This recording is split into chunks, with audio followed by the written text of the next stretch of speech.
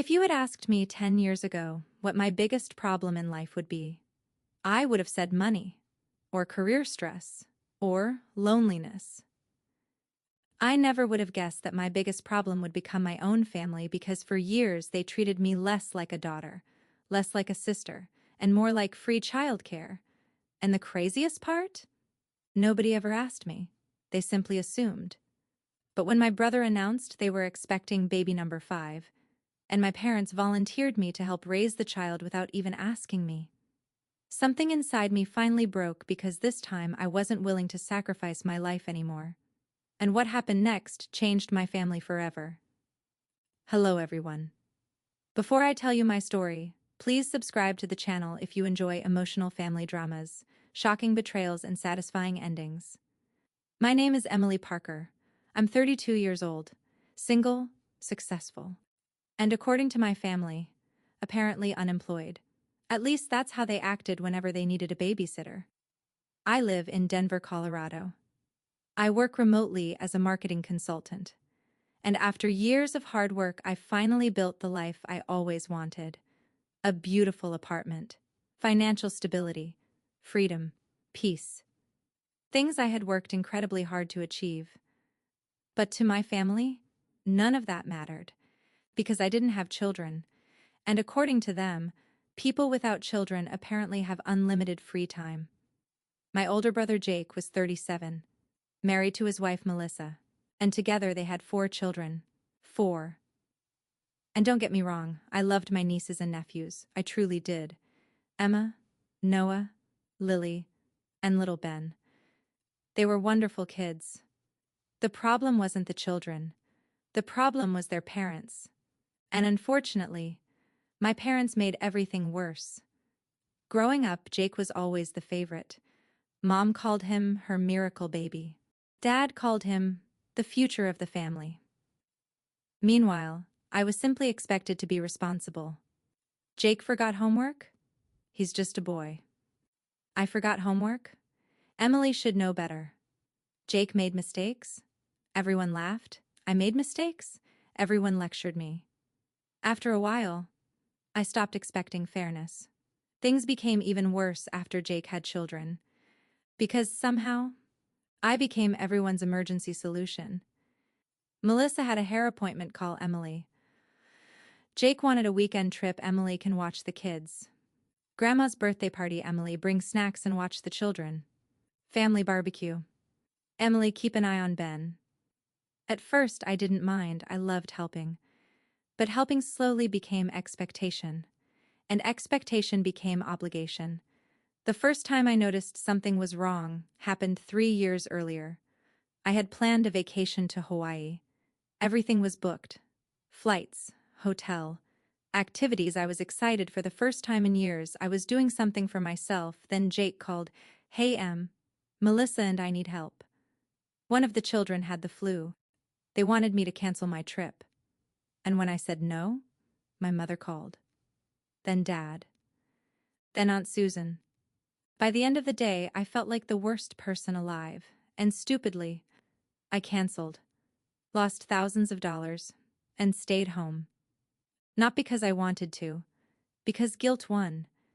A year later, I missed an important work conference because Melissa needed just one afternoon.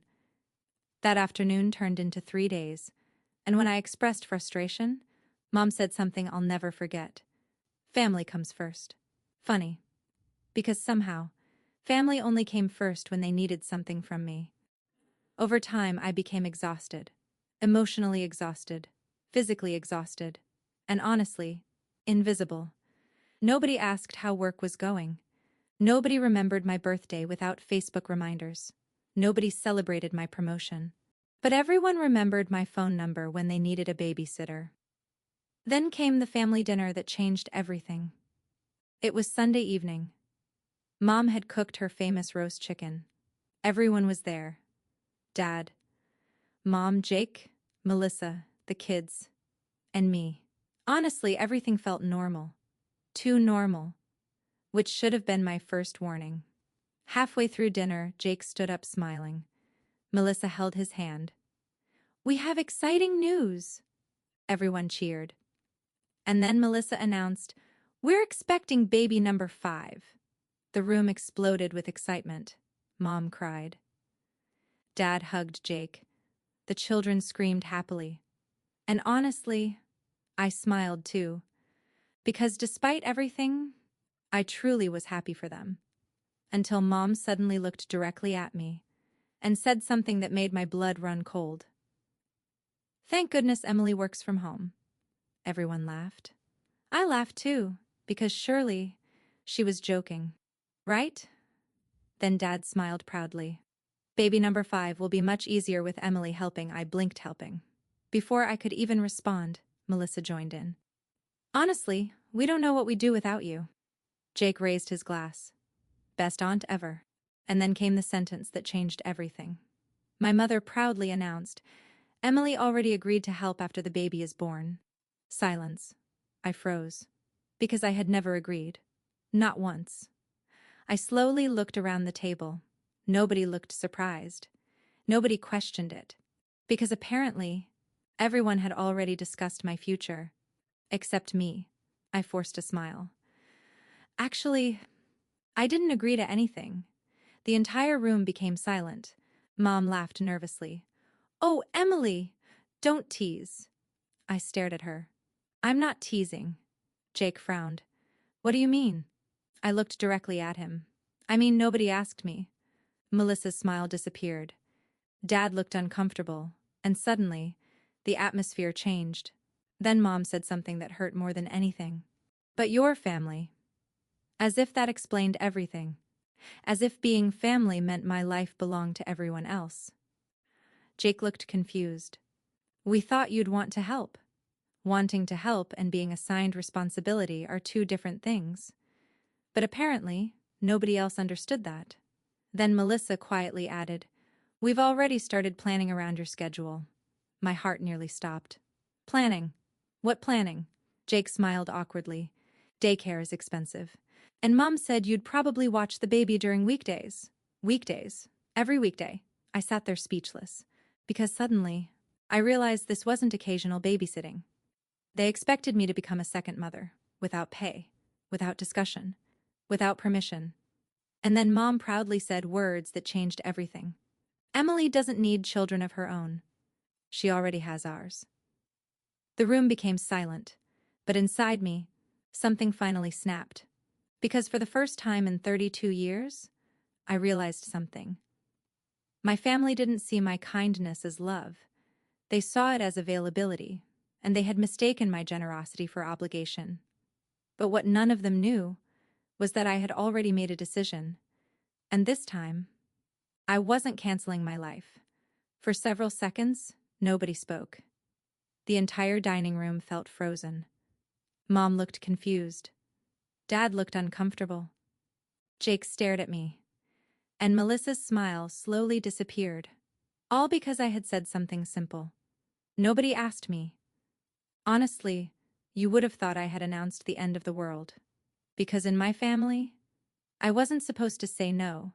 I was supposed to smile, sacrifice, and quietly rearrange my life for everyone else. Just like I always had. But something inside me had changed. And for the first time in my life, I was done apologizing for having boundaries. Mom laughed awkwardly. "Emily, sweetheart, you're overthinking this." I stared at her. "No, Mom. I think everyone else underthought it." Jake frowned. "What does that mean?" I looked directly at my brother. "It means nobody bothered asking if I wanted this." Melissa crossed her arms. "We thought you'd be happy to help." I nodded. "And sometimes I am. But helping occasionally and raising your child are not the same thing." The room became silent again. Dad finally cleared his throat. "Emily, nobody said you'd raise the baby." Before I could answer, Jake interrupted. "Exactly. It's just childcare. Just childcare." As though caring for an infant every weekday was some tiny favor. I almost laughed. Instead, I calmly asked, "How many hours?" Jake blinked. "What? How many hours exactly?" He looked at Melissa. Melissa looked at Mom. Mom looked away. Interesting, because suddenly nobody wanted to answer. Finally, Melissa spoke well while we're working. I nodded. So 8 hours? She hesitated. Probably 10. 10 hours. 5 days a week. 50 hours. Without pay, without discussion, without consent. Then Mom said something that nearly broke my heart. But Emily, you don't have children. As though that somehow made my life less valuable. I slowly looked at her. And, she blinked. Well, you're free. Free. I repeated the word in my head. Free. Apparently my career wasn't real. My time wasn't real. My dreams weren't real. Because I hadn't become a mother. Then came the sentence I had heard my entire life. Family helps family. I finally snapped. No, Mom, family asks. Family respects. Family appreciates. They don't assign responsibilities like chores. Nobody spoke. Even the kids stopped eating. Jake suddenly became angry. So what? You're just abandoning us. Abandoning. Interesting choice of words. Because somehow, people only accuse you of abandonment when they lose access to something they never owned. And apparently, my life belonged to everyone except me. I quietly stood up. Jake, I love your children. I love all of you. But your decision to have a fifth child isn't my responsibility. Melissa looked offended. So you're refusing to help? I answered honestly. I'm refusing to become a free daycare center. Her face turned red, and then Mom exploded. After everything this family has done for you, I froze. Done for me. I paid my own college loans, bought my own apartment, built my own career, and spent years helping everyone else. Yet somehow, I owed them more, always more. Than Dad surprised everyone. He quietly said, Mary, stop.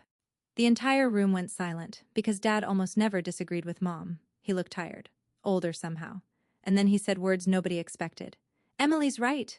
Mom stared at him in shock. Jake stared at him. I stared at him because honestly I couldn't remember the last time Dad had defended me. He sighed deeply. We never asked her. And that's wrong. Mom looked furious. But she's family, Dad nodded. And she's also a person. For the first time in 32 years, someone saw me. Not as a helper, not as a babysitter, not as an emergency solution. A person. And honestly, I almost cried. Unfortunately, Jake wasn't ready to hear it. He stood up. So that's it. You care more about your job than your nieces and nephews? I calmly answered, no. I care enough about myself to stop disappearing. That sentence hit harder than I expected. Because suddenly, everyone became quiet. Even Mom. I grabbed my purse. And before leaving, I looked at Jake and Melissa. I truly hope baby number 5 arrives healthy and happy. But you are the parents. And parents solve their own problems. Then I walked out. I expected guilt. I expected regret. Instead, I felt peace. Real peace. For the first time in years. But unfortunately, my family wasn't finished. Because by the next morning, my phone had exploded. Aunt Susan called. Grandma called. 2 cousins sent messages. And somehow, everyone had the same opinion. Emily is selfish. Apparently, saying no had turned me into the villain. And honestly, that hurt. Not because they disagreed with me, because nobody asked for my side. They only listened to the version my mother told them. And according to Mom, I had abandoned the family. But what nobody knew was that I was about to make a decision that would shock everyone. Because while my family was busy planning my future, I had been secretly planning my own. And 3 weeks later, everything changed. 3 weeks after that disastrous family dinner, I made the biggest decision of my life, a decision I had been quietly planning for almost a year. But because I was always busy solving everyone else's problems, I never had the courage to follow through. Until now.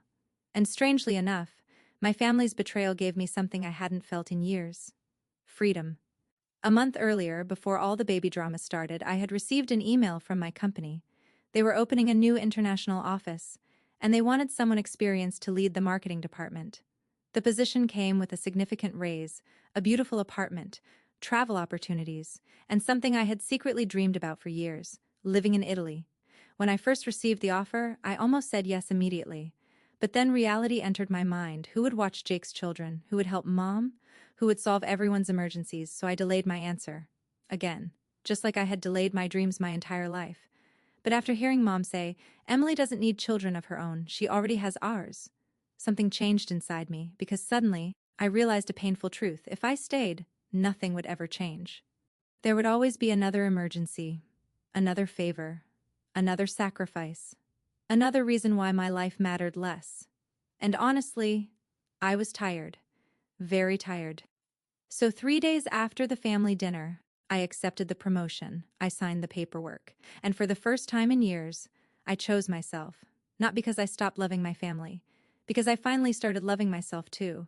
I told nobody, not Mom, not Jake, not Melissa, nobody, because honestly, I wanted one thing: peace.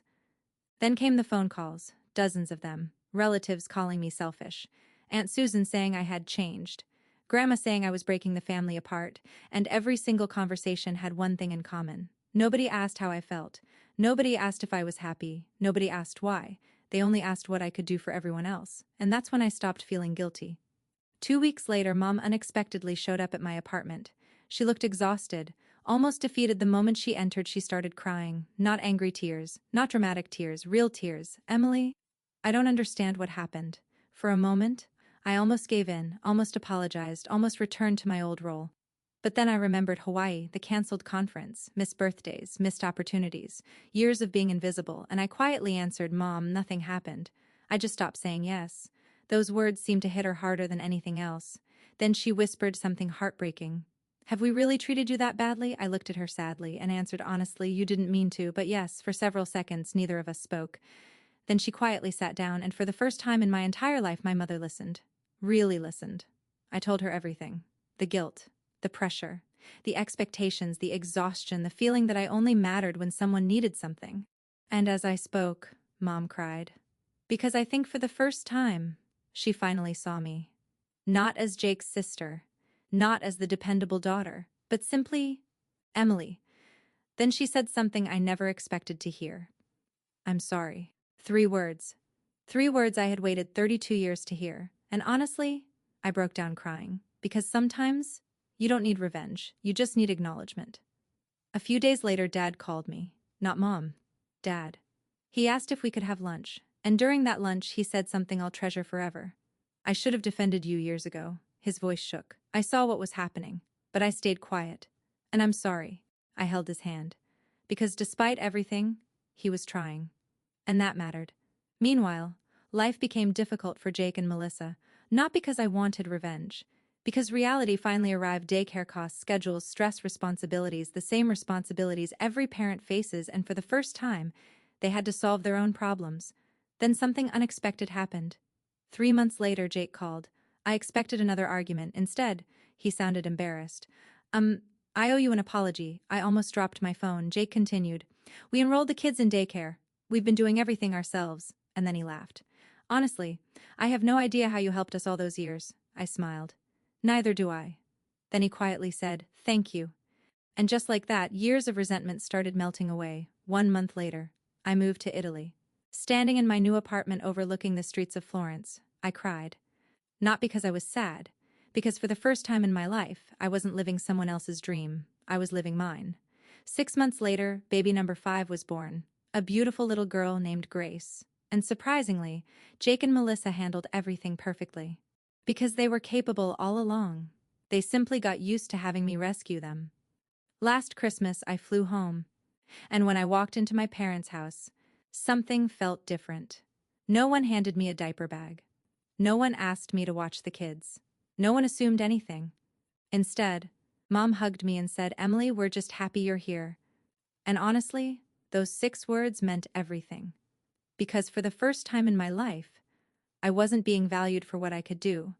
I was being valued for who I was. People often ask me, "Do you regret saying no?" And my answer is simple: no.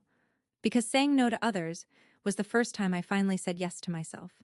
And sometimes, the people who love you don't realize they're hurting you until you teach them where your boundaries are. Because love without respect eventually becomes obligation. And family should never feel like a prison. The end.